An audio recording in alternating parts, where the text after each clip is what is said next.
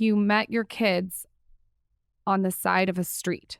Yeah. We need the story around that. Yeah, the full story. So it's crazy because it's one of those things that I've told so many times, and it's on the TV show that like it doesn't feel weird to me anymore. You know what I mean? But yeah, I was with my husband and we were in Baltimore, and we'd been married for about 7 years at that point. So it was like date night, and just kind of, how you do the thing back and forth where you're like, okay, we did dinner here, but let's go somewhere different for dessert. Let's go somewhere different for drinks. So we did that. And we were driving to a different spot, and I saw this woman on the corner panhandling. But it was like too late, like where it's like 10 o'clock. And this, Lauren, that mom dar where you're like, something's off. Like when your kid doesn't feel well and you're like, no one's taking it seriously, but she seems off. It was that energy where I was like, it's too late. It's too cold. Why are they still out here? So I told my husband to pull over and, just kind of did the whole, hey, how you guys doing? And gave them a little bit of money, and we started to drive off. But then I told my husband, I was like, I need you to turn back. Like something doesn't feel right. Like I just want to kind of see what's going on. So we doubled back. And when we doubled back, I said, hey, are you guys hungry? And they said, yeah. So I was like, well, hop in the car because this is how I am, I guess. I just want to ask a couple questions. Yeah. Was there an adult with them, or was it 3 children? So it was actually my kid's bio mom and a 3-year-old. She had just turned 3, but she was actually really tiny. She looked about 1 because she was underfed. She was about 20 pounds underweight. So it was the mother and the daughter. And my littlest one. Okay. Yep. Go ahead. And so we went ahead, and it's funny because I rarely get emotional when I tell this story, but I was thinking about the very first time I tell this story on my podcast. It's the first episode, and I played that for my daughter when she was 6 for the first time before I released it. And she looked at me and walked over and just hugged me. Yeah. And I was just like, oh. So I was just like, I just like had a flashback moment. But makes me emotional because I have a daughter now too. I was like, oh. Yeah. Well, because she didn't know the story of how he got her. So it was the first time she ever heard the story. And she just came over and she hugged me and was like, thank you, Mom. Like, it was really sweet. But in any case, so pulled over, took him to food. And, my kid's bio mom told me, hey, I have 2 more at home. And I said, okay, cool. Like we'll take you back home. We'll take some food for them. No problem. It was just like Subway. You know what I mean? So I went home, and then I walk up to the door, and it's like public housing, that sort of situation. And these 2 girls come out, and the way I always describe them is they look like wilted flowers, like really beautiful, but just kind of, they weren't nourished, And they came from the back, and one was 11 at the time, and the other was 14. And they, did the teenage thing, like, thank you, and so at the time I had like a blog, and I was like, do you guys like makeup? Do you like hair? Like, how can I, I'll be back. And they were like, yeah. And I asked their bio mom at the time, I said, what do you guys need? And she said, food, like if you can bring back food. And I was like, oh, I can do that. And then the next day I came back with groceries. And then I said to my husband, I said, look, like I grew up with nothing. So like I grew up child of immigrant, super poor, like, I had to work from nothing. And I said to my husband, I said, look, poor kids are used to people making promises and not following through. They're used to people leaving and not coming back. If we're going to leave, we need to just leave. But if we're going to stay, we can't ever leave. Like, I'm not going to be another source of trauma in these kids' lives. And so my husband just looked at me, and he knows how I am. It's whether it's starting a business when you're married to this type, you know what I mean? Like, I'm going to do this thing, it's like, if you say yes, I'm all in. So be ready. Right. So, I told my husband, and we didn't have anything at the time. We were $30K in debt, $24 in the bank. I'm working my 9-to-5 job, but I was like, I'll figure it out. And he was like, okay. And so stayed in their life, bringing groceries and helping with school. But 30 days after we met, their mother told me she was going to jail. Just, addiction, those type of challenges. And so I said, okay, well, how can I help? What can I do? What's going to happen with the girls? And she said, I don't know, the state might take them, my boyfriend can take them. And I was like, no, how about you, we work something out and I can help support you at least until you get out. And she was slated to do a little over a year at that time. So 30 days after meeting them, I became a mom of 3 girls, Wow. ages 3, 11, and 14. How long ago is this? Now it'll be 7 years. Okay, so talk us through how it became more permanent. Sure. So, their mom came out, and the girls were like, we don't want to go back home because they were being fed, they were being clothed, they had a house, their grades were getting better and all that. And I said, okay, well, let me talk to your mom, and see, because at the time I was Miss Nicole, like I was just kind of helping out. So I went ahead and talked to their mom and I said, how can I support? You know what I mean? Like, what do you need? You know, can we co-parent? Maybe I'll get them Monday through Friday during school, and then you kind of get them on the weekends and whatever. And their mom was like, sure. But again, addiction is challenging. So she wasn't able to really commit to all of the things that she said she was going to do. You know, I think it's worth throwing in the caveat, like, I respect and love this woman, you know, like she's been through a lot, you know, and she still has made the right choices for her children, you know, and so I respect her completely, but challenges. So little by little, you know, her visits became less and my time became more, you know, and mentor became mom, you know. So over the span of about 3 years, just we did like more and more legal paperwork, you know, kind of first it was like temporary guardianship, then it was permanent court ordered guardianship, and eventually it was just full on adoption. And, you know, my kids have my last name. So Wow, that is a pretty incredible story. And like crazy that you had that intuition to stop and go back. yeah, it was, I mean, I'm not kidding. It felt like a tap on my shoulder, you know, like, hey, something's not okay, go back. And I can say though, just always being candid, there was never any intentionality behind it. Like we were going to have our own kids, like we had our own plans and everything. It was just more, we were just trying to do the next right thing. So, you know, you notice like, oh, school's starting. Oh, you guys don't have clothing? Like my girls used to cut their pants to make them shorts whenever, you know, the seasons would change. Like that was the situation. They would skip school because they had holes in their shoes if it was raining and they didn't want to have wet feet all day. So, I mean, it was just doing the next right thing. And, you know, the next right thing came down to standing in the role as their mother, you know, and it's the greatest thing that's ever happened to me. Like, It's a huge responsibility Do they too. still see their bio mom and dad, or is it just separate? we have a relationship with them. We talk to them probably like weekly or so. But we haven't seen their bio parents in about 3 years. And part of that's pandemic issues, right? Right. Obviously. But part of it is, you know, addiction and finances and stability and all that good stuff. So yeah, I mean, it's a positive relationship. I have nothing negative to say about their bio parents whatsoever. But, you know, we are their full-time primary parents in every way, shape, and form. And how has their life changed? How are they flourishing? Tell us about that. So the funniest thing that I always say is it's amazing how quickly kids can adjust to like a nice lifestyle, right? You know, like kids can adjust really quickly, you know. It's also interesting because we have 3 kids to see how each of them has adjusted differently. So my youngest really doesn't have any recollection of her previous life.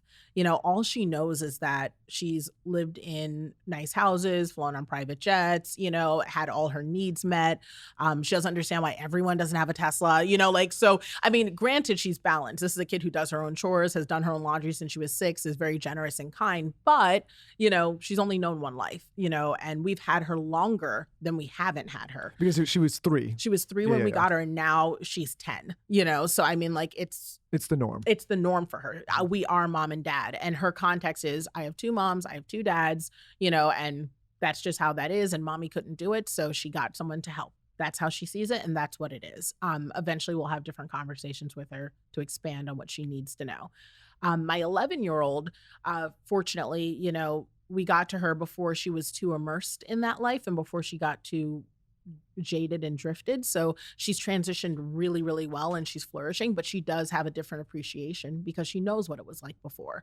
She knows what poverty feels, tastes, and what it does to you. You know, she knows what that's like. So she's adjusted well and she's thriving. She's a college student. She's making honor roll, doing Dean's List, and she just opened up her first company where she sells head wraps.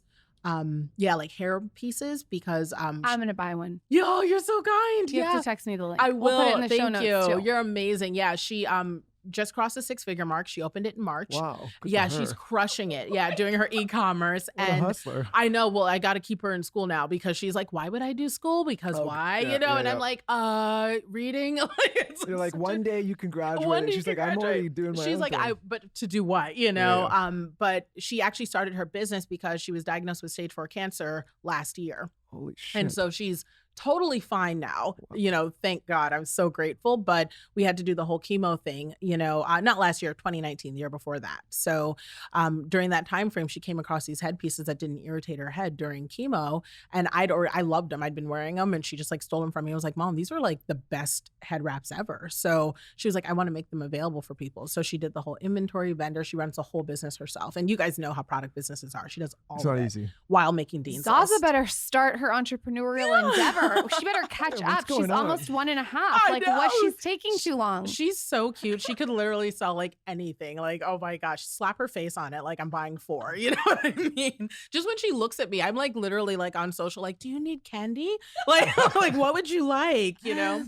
So she's thriving. So what was, and I want to get to your other daughter too, Yeah. but what was it like to have a daughter go through something so traumatic? Mm-hmm. To me, I actually don't think there could be anything worse to have to, it's almost like you want to take all the pain on and you can't. So the number one thing moms say, I can honestly say that, and you'll appreciate this too, and I don't talk about it much. I'm going to talk about it more in my book because it is something that I think I'm still processing because I was so busy being there for her while running the business that I just compartmentalized.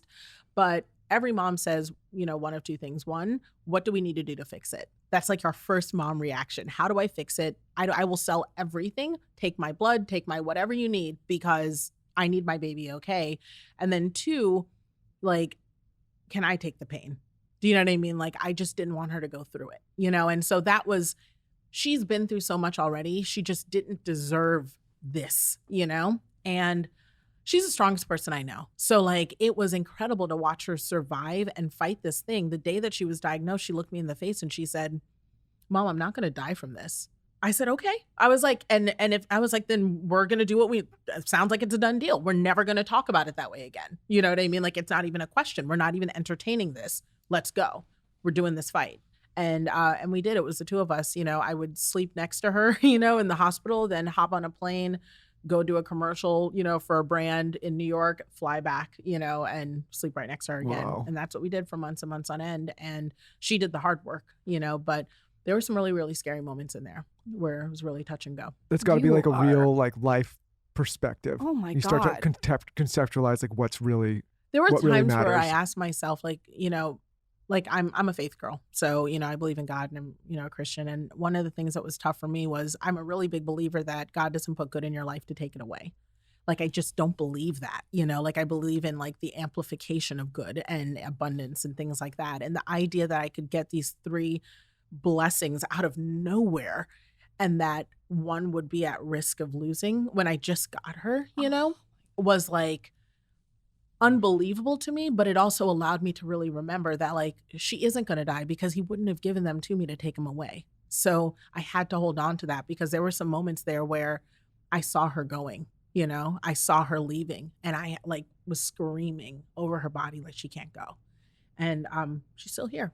And she's driving me crazy every day. She's 19 now and drive me crazy every day. And I'm grateful for it in every moment. So she started the business at 11. No, she started the business 7 months ago. Oh, okay. Yeah. What did you say about 11? You said something about 11. We got her at 11. You got her at 11. And okay. so it was all the difference. And so now she's 19 and she started her business. And she's had it crushing for a year. She's had it for just about a year. Okay. Yep. And then you have one more. And I have one more. Okay. And I got her at 14 and she'd seen a lot and she'd been through a lot and she was the mother to her sisters, you know? Ooh. And That's she's a lot carrying of that. pressure. She's carrying that. And what's great is, you know, we got her through school and everything like that, but she's going through a lot right now, you know, and she's fighting to become the woman that she knows she's supposed to be. I think You she know? has a pretty good role model. Oh my gosh. I wish, I hope, you know, I hope. I mean, I don't even want to be a role model. I just want to be your mom, you know, I mean, and that's it.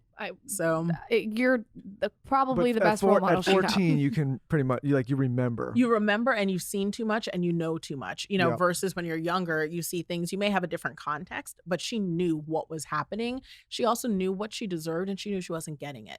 And so that sense of self-worth thing is always going to be a battle for everyone. But what I will say is she's 22 now, which is crazy to think I have a 22-year-old, but she is out in the world. She has a boyfriend. She has a job. She has an apartment, you know, and she's doing great.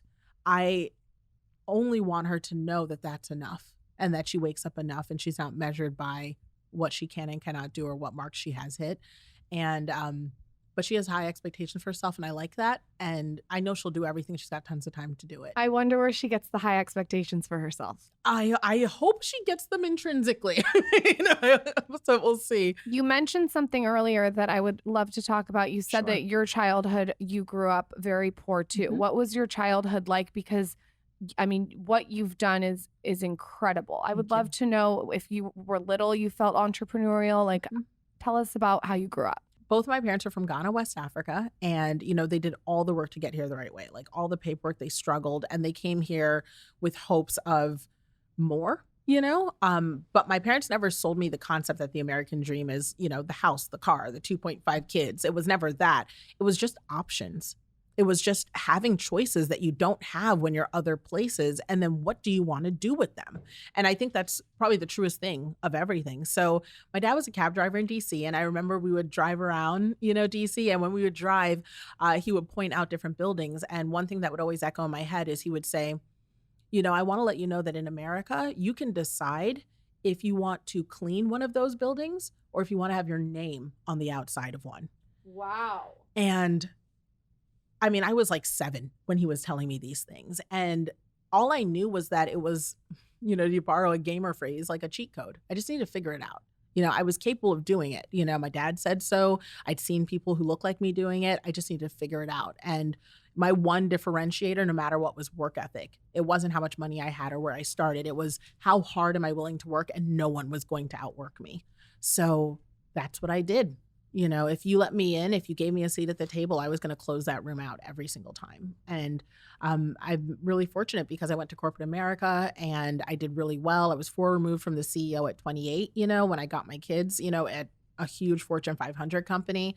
And then I quit my job. I quit my job live online in front of 10,000 people. What do you mean? I mean, I started, I had a blog, that was Okay. making me money on the side. And I was like, I'm going to give this thing full-time effort because I just got these 3 kids because I got my kids at 27. So I was like, I need to make money because they're going to be in college soon. And I don't have a college fund and I have debt, and I have 3 kids now. And I have a 3-year-old that I need to stay home with because she doesn't know how to read, and I have to catch her up. So I just knew I needed more money, and I knew that I wasn't going to make it just working my 9 to 5. So I was going to go into the blog thing and amplify that. I was just going to try it, big risk. So I started going online and sharing my story. And what year was this? This was in 2014. Okay. Yeah. So blogging's new. It was new. It was still newish. early. Yeah, I was People on were the like, what the front hell's a end. blog still? And they definitely, the monetizing was new. Yeah. But that wasn't a struggle for me because that's what I did in corporate. I was in business development. I was in marketing. I was in sales. So that part I knew. So my blog always made money. I was making $35K on the side. You knew how to negotiate all the deals. Oh, and put it in- absolutely. okay. Contracts, partnerships, NDAs. Yeah. I knew all of that. I also knew profit margins, overheads, all of that. So I never made blog mistakes that people didn't even understand. So, and I never did anything for free. I'm literally allergic to it. It gives me hives. I'll do free for church, charity, and kids. You know what I mean? But when it comes to doing free, I mean, I'm not even kidding. It's like influenza. It's like, bye, Felicia. I can't. You know what I mean? I cannot do it. And so because of that, being able to have a blog was easy for me because I always got paid. But then when I went to my fellow blogger friends and they were like, I do content all day and I never make any money and I don't understand. And my content's so good and I have more followers than you. And how are you getting more money than me? And I'm like, because I understand contracts, because I understand reporting, because I understand engagement. I'm talking to these businesses like a business. You're not. And they were like, show me the way. So I started picking up consulting clients on the side, which worked out great in between parenting, and the 9 to 5 actually started being a kind of a time suck, at that point. And I made $11K in my first week. And I started tracking that online instead on my blog because people were like, what are you doing right now? You have a lot going on between the kids and what's going on. And that's how I started getting more and more clients. And so I literally had to quit my job because my calendar was booked. So I called up my boss and I said to my boss, hey, I'd love to give a 2-week notice. I recognize I could be burning a bridge, but guess what? I don't plan on coming back across it. So I quit, and I appreciate everything that you've done for me here, but just watch your screens, look at the magazine covers as you go down your grocery store because that's the next time you're going to see me. And I was out. And that was Where does 7 your years ago. confidence come from? You're very confident.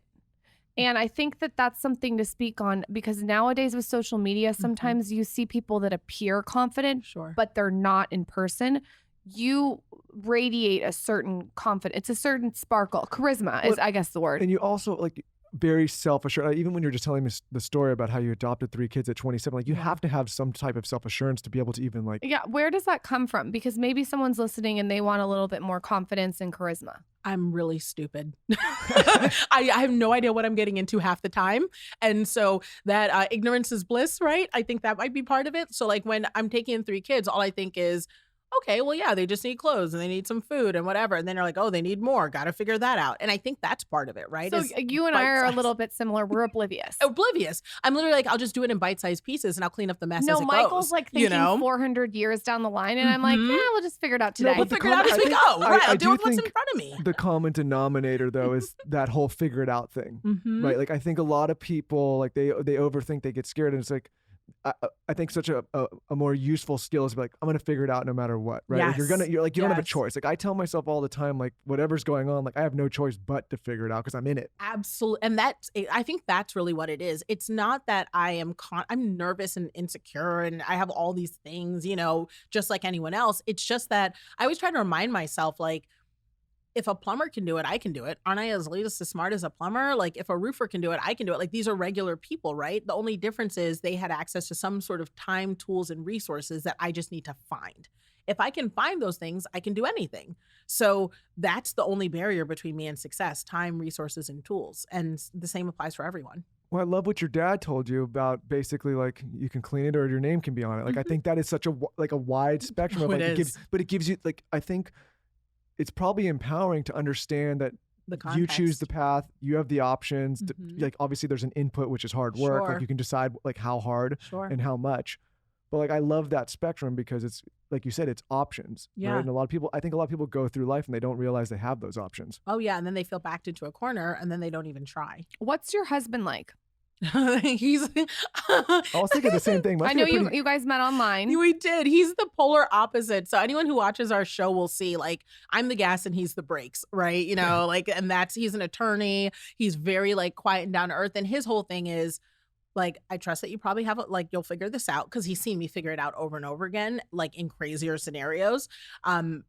But he's also the type to be like, okay, well, whatever happens, happens, and that laid back energy tends to be a pretty good balance, when it comes to the business and things like that. Sometimes I wish he'd be a little more fired up, but it sounds like a really good guy. I mean, to take on all the responsibility with you and like, that's a lot of girls too. He didn't know what he was getting into. He didn't know what he was getting. We have 2 male dogs, so balancing it out. Let him have his male dogs. Let him have his male dogs. Just to let you know, if I do have 3 girls, I'm not getting male dogs. We're getting females just to fuck with you. Just to do it. Because that's some good wifing right there. I mean, there's obviously a lot of estrogen in this office, a lot of estrogen at home. I'm like, I got 2 just give me a male dog. I got 1 dog, but he's a little chihuahua named Boone. And we have a chihuahua named Joey Buttafuoco. Oh. So yeah. He's been neutered. Our chihuahua's the best. Yes. Yeah. Best. I would love to talk about a little bit more your career and where you got to now. Sure. So give us now you're obviously, seems to me, you wake up, you work on your own terms, you have autonomy, you sort of can run your life. What was that gap like? Yeah. So, I mean, the truth is with entrepreneurship, you don't know what you're doing. No one does when you first come in. Even if you understand the corporate thing and you understand sort of the steps and the logistics, every day is going to be different, but that's part of the draw, right? You don't know what you're going to get into. And I love to tell people your name is already being spoken about in rooms you're not even in. So opportunities are happening for me as we speak, and they just haven't arrived to me yet. And that's what entrepreneurship has been for me, is that, I was out there saying, look, my job right now is make income, right? And make a difference. And that's what I focus on every single day. And if I'm able to do that, opportunities just show up. So I was going live online. I was sharing sort of the journey. So people have seen me from the day that I quit my job to the day that I signed my TV deal, to the day that I signed my book deal, through the time that I've had my kids. Like the past 7 years, it's all been documented. And on top of that, I've also created millionaires and launched products and done all these things. So it's this weird twofold experience. But now I have a multi-million-dollar consulting firm based out of Atlanta, Georgia. I've got employees and staff, and I have a top-rated podcast and, a TV show on USA Network and, a major 7-figure book deal. It's wild. And just if anyone's wondering about book deals, a 7-figure book deal is very lucrative and exclusive. That's not something that's handed out. Yeah, it's my agent. So I'm rep by CAA, and my agent was like, I only get like 2 or 3 of these a year. Yeah, and I was like, it's extremely rare. Yeah, that's very rare. I'm really excited about it. Yesterday I saw a post, and I would love for you to talk about that because I feel like you addressed it head on, and you can kind of, Michael has not seen it yet. They wouldn't tell me what it was before the interview, so I'm going to learn right now. Yeah. So this happens.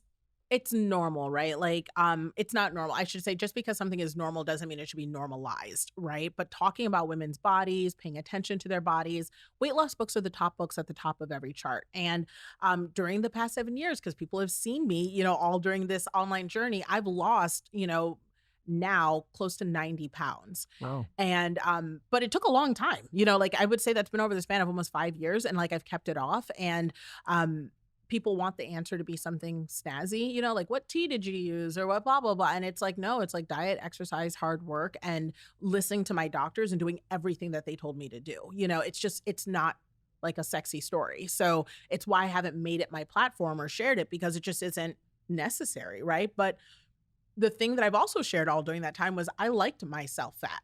Like that was actually part of why I didn't lose weight right away, was because I still think I look good. And I still do. When I look at those photos, I'm like, I look cute that day. Like I look really good. It was that I wanted to be healthy enough for my journey. So it's not cute for me to get on stage and be out of breath, because they paid that same price point for me out of breath that they did for me fit and healthy. Let me give people their best, so that I'm able to give them the high energy show they paid for. So that was why I lost weight, just to keep up with my purpose, not because I was dissatisfied with myself. So I've shared some of that journey online, and the response has been mixed, right? Some people are really supportive, and overwhelmingly so. Like, way to go. We've seen you get healthy. And there have been highs and lows. I've put on a couple, lost a couple. Whenever it happens, I let people know, right? Like real life ups and downs. But then there's the other side of it, where people feel like just because you put yourself out there, they have a right to comment on anything and everything about you. Like, what is a boundary, right? And I think that if there's anything I can say, it's that there's this context, this belief that just because you're an influencer or just because you share what you know, that you aren't entitled to respect, to boundary, to privacy. And none of that is true. Just common decency. Just common decency. Yep. And it's not okay. It's fiercely not okay, because it's symptomatic of how we are starting to treat ourselves in society as a whole, just this lack of caring of each other. And I don't encourage it. The only thing I encourage is everyone using their personal agency to unfollow. You know what I mean? Create a world that you want to be. People use the excuse like, well, you put yourself out there. You put yourself out there. This comes with that. This comes with that. It's and a way that to just justify poor behavior. And it just isn't. It's like saying that if your kid, goes to school, they're allowed to be bullied. Well, if you don't want them to be bullied, keep them at home.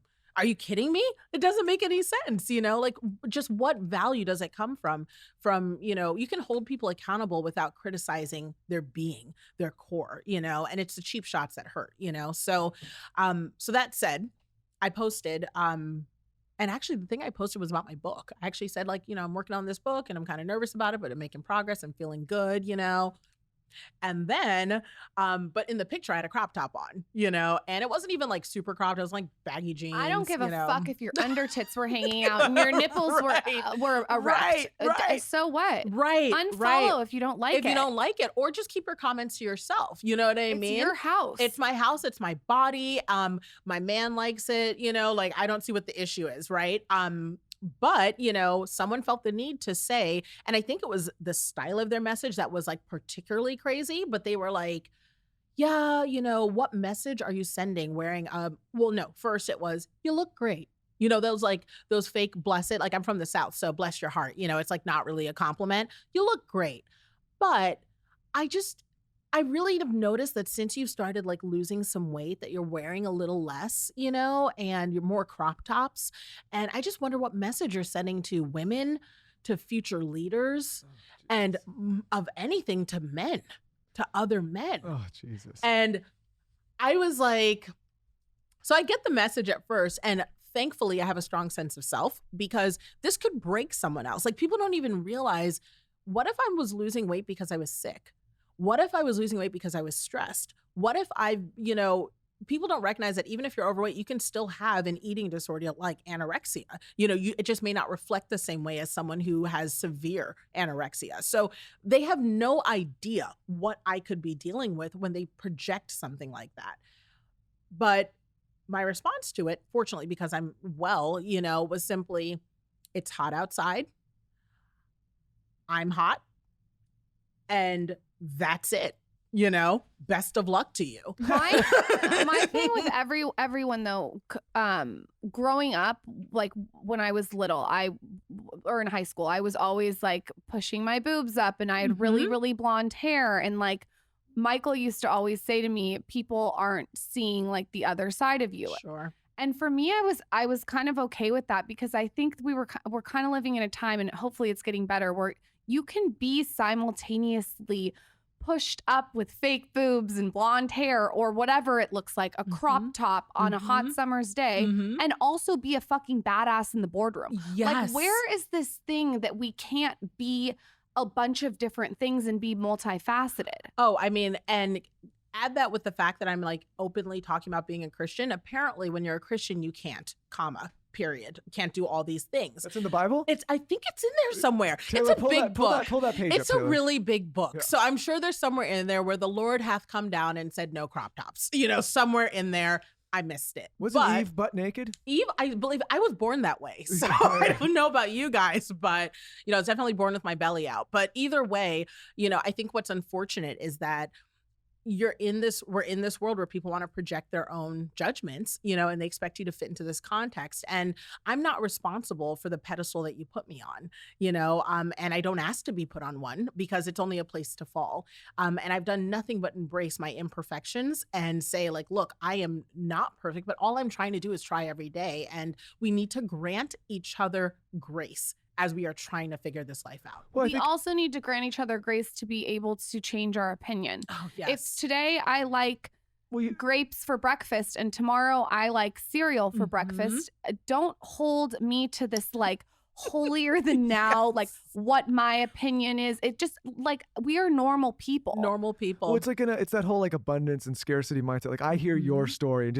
we just met today, but briefly, and I'm like, this is an extremely empowering story. Like, this is like, it's an incredible story, right? Like, and I look at it as like, wow, like, look at what one human being, like, look at all the things someone can accomplish, right? Like, and then I think you can go the other way, where you can get very bitter and angry. But that's, I think that's when you have to like self-search and be like, why is this hitting me this way? Because we should celebrate stories like yours, right? It should excite other people to be like, I can do that too, or I can get there too. By the way, also to piss the troll off that said that, you also play the piano and cello. So let's just add that on top of everything. Let's just go ahead and, just sprinkle a little sauce on it. Playing the fucking cello in a crop top. Yeah. How many things are you going to say on this episode to keep shocking me? Like, what the hell else is going on? Honestly, though, like, you can play the cello and the piano and be a badass and wear a crop top.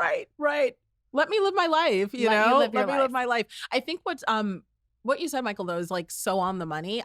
What I always try to remind myself is, whenever people look at someone's success and they just don't understand, you have a choice. You can say, can you show me how? Or tell me more, which is the choice of someone who's responsible and willing and, wanting change in their own life and growth. And then there's the other side of it. You can throw out things to dismantle it, because the vision of their success challenges your own lack.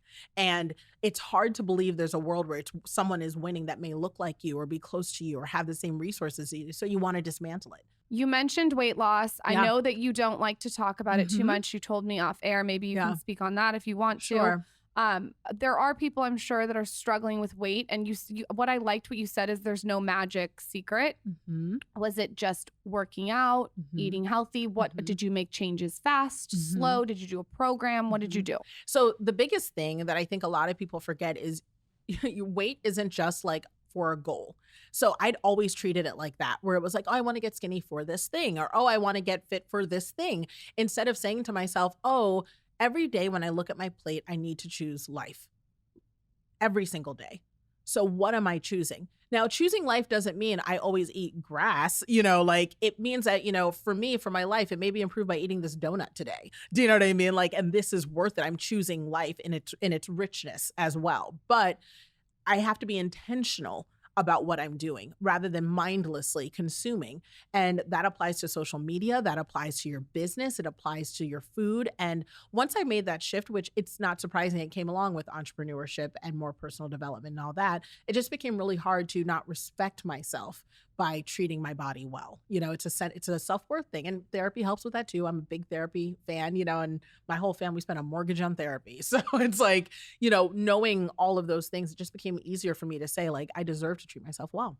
And so that's what happened. And I don't talk about it much just because, again, people are obsessed with our bodies. They're just obsessed with, like, what's your secret? What's your trick? What's your this? The answer is that no matter what I tell you, it's still your own journey. And it's so dangerous for me to play in that space as not an expert when people's bodies are so different. And it's such an intimate, personal relationship with what messaging you've been told, what your goals are. The best place to start is with your doctor. Go to your doctor, believe what they say, and apply what you need to know and just do the work. You'll see the changes. What's something that people would be surprised to know about you? You've shared so much online. What's something surprising? I am able to artificially inseminate a cow. What? What? See? What does that mean? Plot twist. So growing up, I went to boarding school in Hershey, Pennsylvania. So I was part of Farm Club and 4-H. So I used to show cows, raise and breed and shear sheep. And I used to show rabbits at the farm show in Pennsylvania. So I also know how to artificially inseminate a cow and like rear them. You said you were ready for the apocalypse. You're really ready for the apocalypse. I really am. Like, I am your apocalypse friend. You can take fake sperm and put it into a cow. Real sperm and put it into a cow. Yeah, it's definitely not fake sperm. It's like it would be a stick fake it up their penis. nipple? No, you actually take your whole arm. What? I was like, you know how science works, right? Wait, I was like, can what? you explain this to me? Yeah, no. Nicole, I told you I was oblivious. I am so fucked if I have to go through the apocalypse with Lauren. I'm gonna. No. Just text me. If you have to save humanity, you're gonna be there shoving things up nipples. What are you talking about? Wait, you shove it up the cow's vagina. Right. Yeah. So what you does actually a cow vagina look like? You insert it into their ear, Lauren. I guess I would say it looks like a giant people vagina almost. Taylor, don't get any ideas. Yeah. So like what you do is you wear a really long glove that goes up almost to your shoulder, because everything's very deep. Their cervix is like further back. And then I know these are real sciencey things. And then you lube yourself up real good, obviously, like out of respect to the cow. You probably ask the cow's name, maybe. The cow would love some lube because the cow wants coconut oil lube. Right. Don't be using KY. Right. I know. We got to be like respectful. And then this show gets weirder and weirder. It gets weirder. Well, we didn't think it'd go there, but let's just say that we brought value today. So skill and you just stick it up there. That's it. You just go in there and up to your shoulder, and then you artificially inseminate. It's like a tube thingy. But why can't the cow just be fucked? Well, the cow could be, but you also want to make sure. What a scientific way to say it. I mean, it's the science of it, but you do want to make sure that, like, first of all, that all your cows are okay, and also the odds, right? Like, this is far more specific, far more precise, and if you want to have additional calves, this is what you want to do. So maybe you can get Michael's sperm and you can artificially inseminate me if he pisses me off. I need to find well, I don't think I need a long glove, right? Like, I mean, that'd be intense. Since we're going to talk about, Lauren's cervix placement right now. I mean, this is how it is. We go everywhere in the show. Everywhere. Keep it classy. I know you're going to have a really good answer for me on this question. Okay. What's your morning routine? Oh my gosh. So here is the answer. So every entrepreneur is like, I wake up at 4 a.m., I meditate, I fix my cup of coffee and I do these 10 things. I tried that, right? Like that was my first 3 years because that's how you're supposed to do entrepreneurship. And then I was like, no, who am I? So I started paying attention to what my natural routine was, which is I like to wake up late. Homegirl loves to sleep in. You know what I mean? And that is not popular to say, but it's the truth. And I'd rather stay up just a little later on the back end and have a sleep in. So what I did was I built a routine around my real life routine. So I don't like talking to anyone before 11:30. So don't put a call on my calendar before then. I'll wake up and work, but I don't want to talk to people. So I stopped putting calls there, and I get so much more done because I'm not trying to pretend to fit into someone else's routine. So I wake up, I kind of like bustle around a little bit, take my shower. Like I'm really into my skincare. So I do my skincare stuff, and I, eat, drink, like that sort of thing. And then I like to sit a little bit, if I can, deal with the kids, whatever. And then I kind of ease into my day. That's just what I prefer. I'd rather tack it down on the back end. I'm a fan of sleep too. I think there's been this like weird thing with entrepreneurs where we're not supposed to sleep. I think sleep is one of the most important things to make me effective. Well, we learned, like we had this whole discussion with Ben Greenfield on this show, who's like an expert on all this stuff. And he said some people circadian rhythm, like some people are morning, some people are evening, and it's okay. Like you can't force yourself to be something you're not. And like people try to do that 5 a.m. thing. And if they're not that type of person, like it's just not going to work for them. Well, I think you guys had Dr. Amen on the show too, right? Yeah. And he'll tell you all day, like with your brain, like if you don't sleep, like you're creating baby holes in your brain. Like it's not a good thing. Like you actually need to sleep. So yeah, lean in on that. I totally agree with you on sleep. I like at least 9 hours. And if Michael talks to me before a certain time, I'm like, nightmare. And people don't think it, like I'm super, super nice in the afternoon. Do you know what I mean? And like that is okay. I try to do that 5 a.m. thing too for a while, and I did it for a while. Yeah. And now I'm like, I'm going to get up naturally when I feel. You like to wake up at about 7. Yeah. Now I'm like now with the child, you know, I'm up when she's up. Yeah. When she lets you, right? 6, Exactly. I wake up at 7, but if I could pick when I wake up, it would be 8. Yeah. Same. Yeah. And the thing about it is that is healthy, it's functional. I get all my stuff done. Do you know what I mean? Like, and that's what matters. So I'd rather stay up a little later. Like, also I like to go out with my friends. I like a nice dinner, you know, like these are things that are conducive to like, you know, a later start in the day. So what about wind down? Do you have any things that you do when you wind down? Absolutely. So I started with, you know, my kids because I didn't, you know, I was making up parenting as I went because I didn't do infancy. So like, it's not like I prepared. It's not like I had any of that stuff. So one of the things I learned with my little one who didn't have a sleep routine when we got her because she was like kind of free range child, you know, that sort of thing, was that she needed wind down time, like before bedtime. So yes, bedtime was this time, but bedtime started like 45 minutes before that. And so I've actually kept that now that she's older, where I'm like, okay, starting to wind down, you know, like I'm turning off devices, I'm walking around the house, you know, like I'm drinking some water, you know, I like to shower before bed because I like getting into bed clean, you know, it's also good for sex, right? Like, you know, it's just like you're extra fresh or whatever. So it's, so I do all those things, you know, and then that allows me to like, you know, be in a good place and I go to sleep. One of my favorite things, this kind of goes into winding down, is we took all the light bulbs out of our lights in our bedroom and we replaced them with red light. And I'm like, I don't know why I'm so sensitive to artificial light, especially when I'm winding down. Just for the lamps. I don't even want lights, the lights on red. ever. Like it's either natural light or it's red light. There's no in between. No, that's I will so take that tip because I feel like you would love that. I would love that. Just take the light bulbs out. You don't even want to use them anyway. Well, and it's your bedroom, so like it's just like I have never had a TV in my bedroom because I heard that you have less sex if you have a TV in your bedroom. We just got rid of our TV in our bedroom. It's an actual thing. Who was right about that? Nicole just said it's an actual thing. He asked me, he goes, "Are you sure you don't want a TV in our bedroom?" I said, "Well, she watched. You got all the Housewives on all the time." Yeah, but I can watch Housewives, but I don't want to watch a huge screen. We sleep way better sex, better sleep. Yeah, it's more way relaxed. better. It's having a TV in your room too. If I wasn't on my phone all day, that's one thing. But now this culture, we're all addicted to our phones. I need a break. Yeah, and you'll get up and like find yourself just like in bed on a weekend, and it's like, man, I just lost all this time. And it's like, no. I also feel like, and there's no science behind this that I know of, but it might be a thing. Like energetically, having these plugged in devices feels like a lot in my room. Do you know, like I don't need these like Nicole, wavy waves. We gotta go get a glass of wine. I was like, it's a thing, you know. So it is shut totally, it down. It's, you know what's so weird? You're gonna think this is so weird.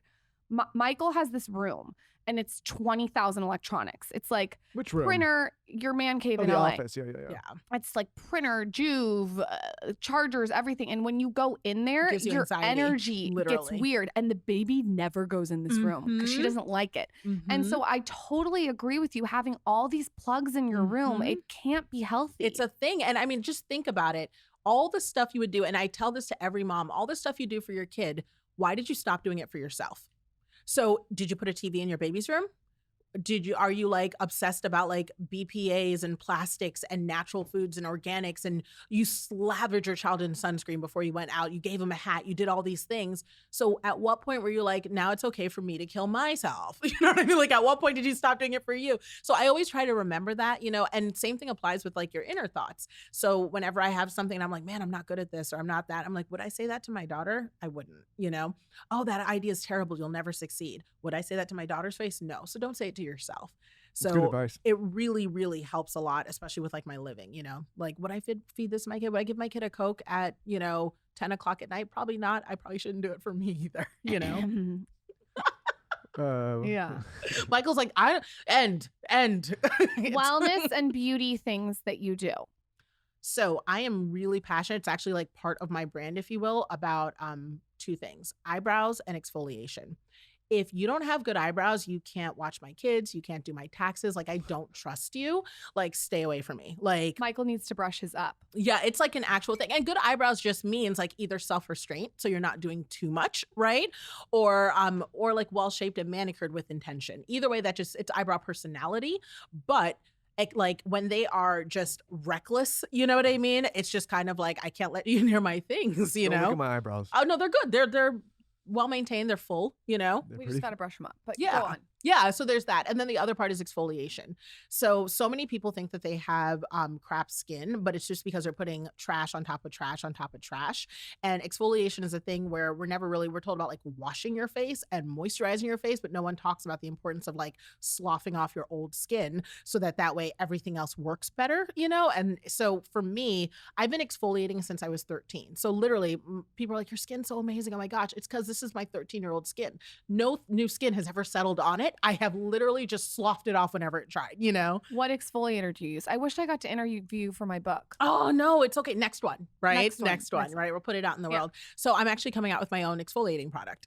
So that is, of course I am. So just because a lot of people don't know how to exfoliate, and so they're using the wrong thing all the time, you know? So it's either too harsh or like they're using, St. Ives apricot. Throw that shit away. I was just about to say it, girl. I was like, first of all, it's not even apricot scrub. It's walnut seeds. Second of all, if you were to microscopically look at those up close, this is in your book. If people haven't read the book, grab the book.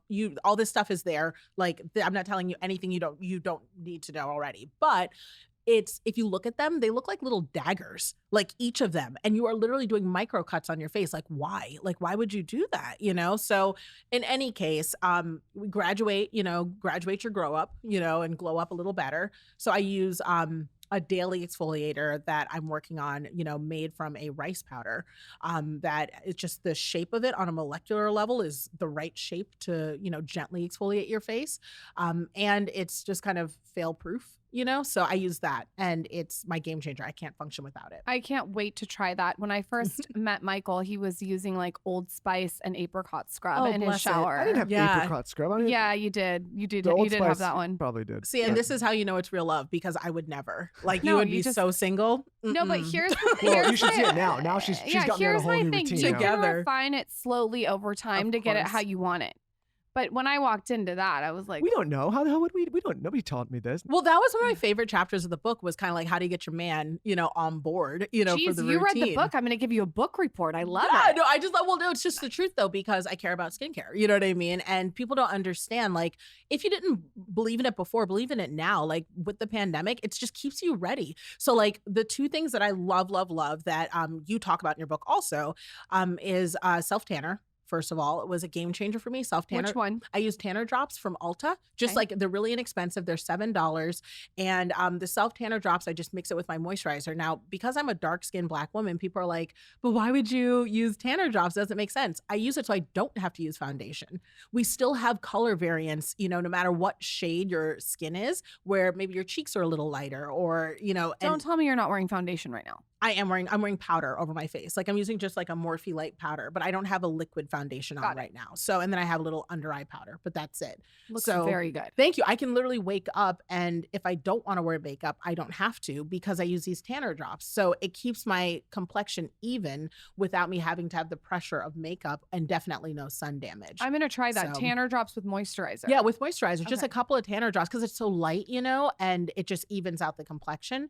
And that's like a game changer for me. Like, I swear by it. So, and then, and vitamin C serum. That's the other brand thing I swear by. I use a brand that's organic that I get on Amazon, a small batch called Eva. Okay. That I love. And so those are the things I use, just like an exfoliating product. I can't wait to try your exfoliator. It's going to be amazing. Just, there's nothing like it on the market, and I think, just like, I'm not reinventing exfoliators, just like how you drastically improved on ice rollers. It's like, that's what it's about. We're not asking. You're updating a category. Well, it's updating a category. Exactly. It's like, Steve Jobs didn't invent the phone. He just took buttons off of it, and it made it so much better for our whole life. And so you did the same thing with ice rollers. Like the worst thing about them is that they break all the time. They don't hold cold. They don't hold cold. They're not cute. They look ugly they like don't a fit your butthole. face and you can't get up in there. And they're plastic. Yeah. You can't get up in there. I didn't want that. Yeah. I want it to feel like, and they're also not like pretty, or they're too pretty and they don't function. You want an experience with whatever you're doing. I think that's important. Well, what I like about yours is you never look dumb using it. Do you know what I mean? Like you can roll anywhere. Like I'd be rolling in the car, and not looking crazy, and people would probably just be like, "What are you doing?" And it looks good. Like it looks comfortable. It looks like you're spoiling yourself. So that is very, very nice. Well, it's very, very true. Zaza is going to call your daughter when she turns 2 and start her business. I'm here for it. She should call me. I'm the consultant. But she can get some motivation. Yeah, mommy's going to be like Kris Jenner. I'm here for it. I'm here for it. You are absolutely incredible. You can come back anytime you want. There were so many more questions that I would have loved to have asked you that are more niche. So come back anytime when your book comes out. Thank you. When your product comes out. In the meantime, if someone wants to consult with you, where can they find you? Where can they follow you? Pimp yourself out. All right. Well, you can learn everything about me. Keep up with the show, which you can watch all of season 1 on usanetwork.com streaming. You can find out when the book comes out. You can listen to the podcast, the Nicole Walters podcast. All the details are at NicoleWalters.com. And do we know the name of the book, or is it not out yet? The name has not been released yet. Yes. Well, when it's out, post it on your Instagram story. I will. Really quick, one more time, your daughter's line, her Instagram handle. Yes, you can just go to summerarrow.com or at mysummerarrow. Amazing. Thank you for coming on. Thank you, Nicole. for having me.